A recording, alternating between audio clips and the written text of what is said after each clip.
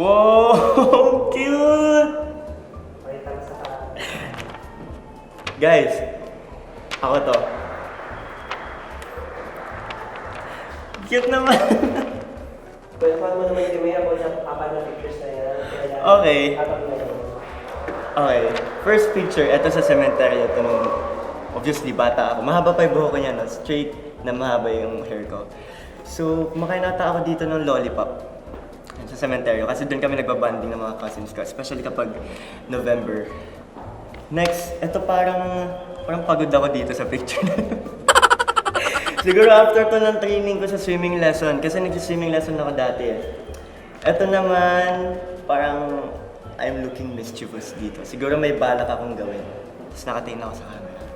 Ito, candid picture lang. Ng long hair din ako dito. I think ito yung pinakabata eh, na picture. Yan, cute ko no? Dati. Hanggang ngayon ba? Superman, favorite ko dati. Ayun, pictures. Very cute. Grabe, nagulat ako. What's your message to your younger self? Message to my younger self.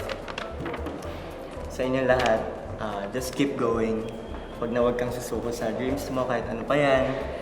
Kahit you think hindi mo maaabot or hindi mo ma-achieve, just keep going. Keep on showing up and do your best.